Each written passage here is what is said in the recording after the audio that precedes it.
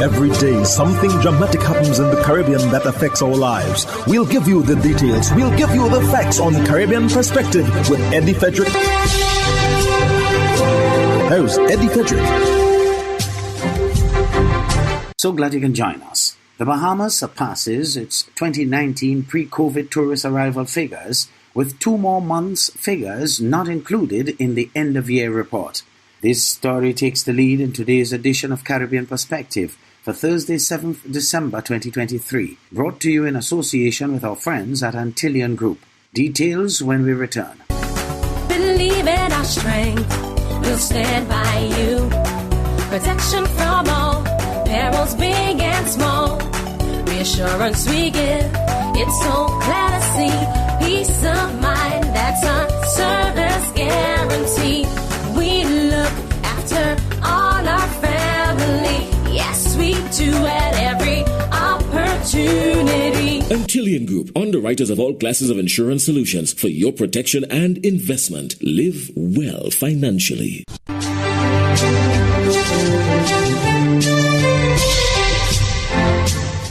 Welcome back. Tourism officials celebrate breaking tourism arrival records in excess of 8 million arrivals in the Bahamas. Cleopatra Murphy of ZNS News has more. To date, for this year, the Bahamas has recorded a smashing 8 million plus tourist arrivals. It's an ambitious goal tourism officials set for 2023, and one that has indeed been met, even as the country has 2 more months to tally final figures. Minister of Tourism, Investments and Aviation, the Honorable Chester Cooper, announced a milestone that saw the Bahamas topping its previous best year in 2019, when the Bahamas pulled in 7.2 million visitors, in the front of the people instrumental in making it happen. I point out that we have still not counted November and the full month of December. We're not only back, we're better than ever. After repeating the previous peak of 2019 and 2022, Cooper says this year is the first time the Bahamas has grown its visitor numbers so quickly, with total air and sea arrivals from January to October surpassing the banner year. Foreign air and sea arrivals in October increased by 45.7% compared to the same period in 2022 and surpassed 2019's level by 32%. While the U.S. continues to attract the lion's share of visitors to the Bahamian shores, the minister says the Latin American market is growing, while more visitors are coming from the Middle East, Africa, and Australia. Foreign air arrivals in October grew by 19.7% compared to last year, while cruise arrivals have swelled 54% over 2022 and 43.2% over 2019. The Nassau Cruise Port is also shattering records. CEO and Director Mike Mora says the port surpassed 2019's high of 3.86 million passengers on November 24th, hitting 3.87 million. We expect to finish the year close to 4.4 million passengers. So we're going to knock 2019 right out of the park. Our volumes and forecasts confirmed for 2024 put us well past 5.6 million passengers. As for the country's forward bookings, the Minister of Tourism says they are 30% ahead of 2022. We are consistently seeing this trend out for 6 months. So for January, February, it's 30%. It tapers off a bit, but that's to be expected. People tend to book further out and last minute. So we expect the level of growth based on what we know now to continue into 2024. Cooper says the milestone is a collective effort, and at this point, it is not just about pent-up demand after the COVID-19 pandemic, but it is a recognition of the Bahamas as a tourism brand. For the Bahamas Tonight, I'm Cleopatra Murphy. Still on the Bahamas, Devontae Hanna of ZNS News reports that a female visitor lost her life in a shark attack near Sandals Royal Bahamian in Nassau. It was a honeymoon cut short for a 44-year-old American woman from Boston, Massachusetts today, who police confirmed was killed by a shark on Monday morning while paddleboarding with her husband off Sandals Beach after reportedly only tying the knot just a day ago. I watched them push out from the beach and laughing and talking. That was like, man, this real. This happening. Because at first when I saw it was only the guy standing on the board, So I say, well, she must have fallen off. Then you could actually hear the faint shouts of him screaming for help. And as dozens of tourists line the beach behind Sandals Royal Bahamian, longing for the country's sun, sand, and sea, police conducted their initial investigations on a nearby dock. CPR was administered to the victim. However, she suffered serious injuries to the right side of her body, including the right hip region and also her right upper limb. Nearly a mile out from the shoreline, the woman met her demise, becoming the victim of one of several rare shark attacks in the Bahamas, following a 47-year-old German woman who last month went missing during a diving trip near Grand Bahama after encountering sharks. We're always concerned as a law enforcement department of any incident, particularly where persons are injured. And so we want persons to adhere to any safety protocols that may be in place when it comes to swimming. And again, this is a most unfortunate situation. And as the victim's body was still being fished from waters, other tourists like Benjamin from South Dakota took the chance to catch a swim in the same area. I'm here to enjoy the water, so I'm going to jump in. I've never seen the ocean before, never swam in the ocean, so that's what I'm here to do. You said it happened 3 hours ago, so it's gone, right? It's got to be gone. Sandals in a statement revealing they are deeply saddened by the tragic passing of a guest and wish to extend heartfelt condolences to her family and loved ones. For the Bahamas Tonight, I'm Devontae Harrow. In other news, Trinidad and Tobago cannot hide behind its emissions. That was the message from TNT's delegates as Minister of Planning and Development Penelope Beckles, as well as Trinidad and Tobago's lead negotiator on climate change, were called to account for the Twin Island Republic's emissions on Monday at the United Nations Climate Change Conference. And as CNC3's Ryan Bechu tells us, Trinidad and Tobago was the subject of much scrutiny. Part of the global fight against climate change, Trinidad and Tobago is called to account for its own carbon emissions on Monday at COP28. But more than being scrutinized, it also offered Minister of Planning and Development Penelope Beckles an opportunity to show what progress is being made. Our state-funded compressed natural gas program in the transportation sector is already contributing to significant greenhouse gas reductions, and we are already in the process of electrifying the public bus system.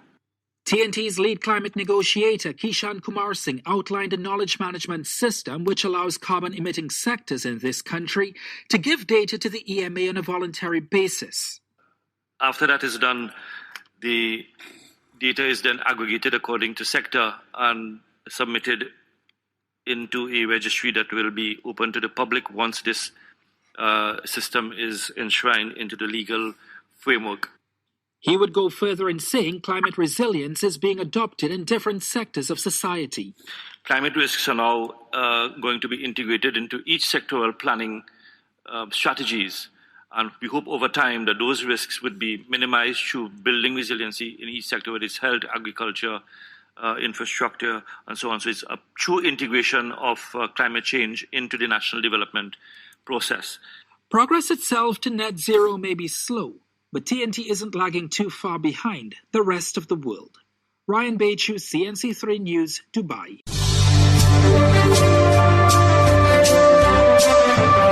You're listening to Caribbean Perspective with Eddie Frederick. In association with our friends at Antillean Group, underwriters of all classes of insurance solutions for your protection and investment. Live well financially.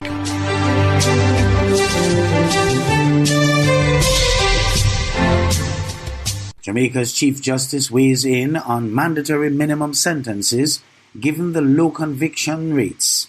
Andrea Chisholm of TVJ News has more. Chief Justice Brian Sykes has raised concerns about the effectiveness of mandatory minimum sentences given Jamaica's low conviction rate.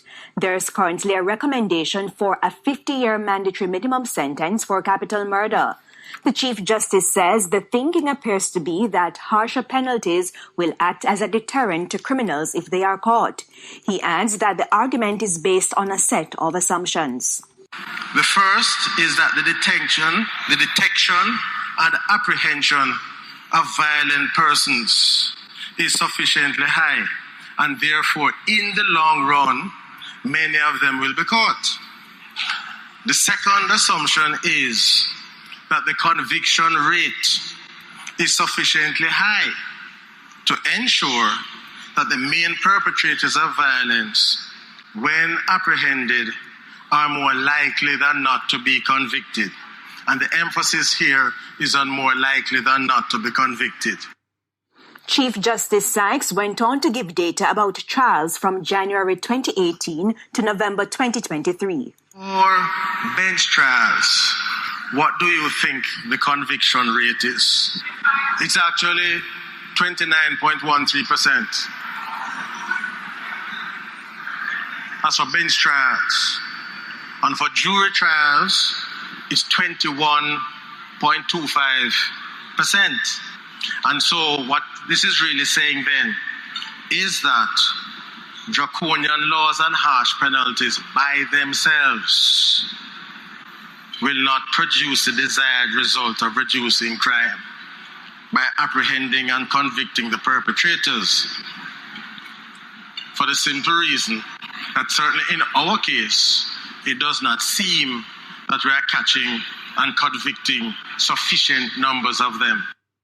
The Chief Justice was speaking at the annual awards banquet hosted by the Montego Bay Chamber of Commerce. Climate change continues to threaten freshwater sources. Kalisha Williams of TVJ News reports from Dubai at COP28. So today is Finance, Trade and Gender Equality Day at COP28. But I've been focusing a lot on finance over the past few days. So today I want to change things up a bit and focus on another priority area for Jamaica, which is water. So we've seen how changes in the rainfall patterns since the start of the year affected the island's freshwater sources. I'm about to enter a Google art exhibition on how climate change affects freshwater sources across the world. Come with me. So as you enter the passage of water, you see these country profiles which show how water patterns across the world have been changing. And these are countries which have been badly affected by drought as a result of climate change. So right here you see Iran, then Argentina, Paraguay. And I'm just going to read this one from Alaska, which says an ice dam collapse drained the lake's water level by at least 200 feet. Now, the water cycle is accelerating, so some places will see more water and get actually wetter, but many places around the world will get drier. And also as populations grow, more water usage is required. And so we're really hoping to give that global picture of trends and changes of how climate is impacting freshwater. But really, the heart of our work in earth science is to empower decision makers to make more sustainable solutions. We're now inside, and what you're seeing now is a visual interpretation of NASA's SWOT satellite data, which basically shows how the world's water sources have been changing over the years due to climate change. We're taking so much groundwater from our aquifers that actually it's been tilting our Earth by 4.3 centimeters every year, and it's actually visible from space. One really good solution that I found out through this project, and it's an obvious one, but when you think about it, oh yeah, of course, is rainwater harvesting. So it rains in most of our regions around the world, and it's one of the solutions that's been put forward actually by the IPCC and recommended by them as a mitigation method. Minister with responsibility for climate change, Matthew Samuda, also mentioned some of those solutions. He also told me what Jamaica will be doing at COP28 to engage stakeholders. Our wells have struggled, and generally we've seen that impact. So when Jamaicans say, well, why is this significant focus being placed on climate finance and attracting the sort of international financing, it is precisely because our systems in Jamaica are not built for 1.5 degree temperature change. Now, the aim is for water to not just be another agenda item here at COP28, but for the conference to inform action to protect the world's vulnerable freshwater sources. Reporting from COP28 in Dubai through a Climate Tracker Fellowship, I'm Kalisha Williams for TVJ News.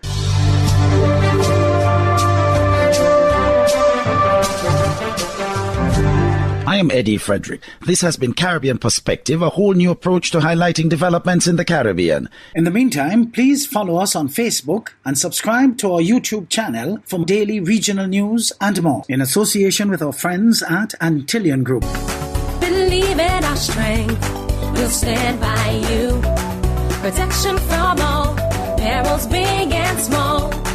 reassurance we give. It's so clear to see peace of mind, that's our service guarantee.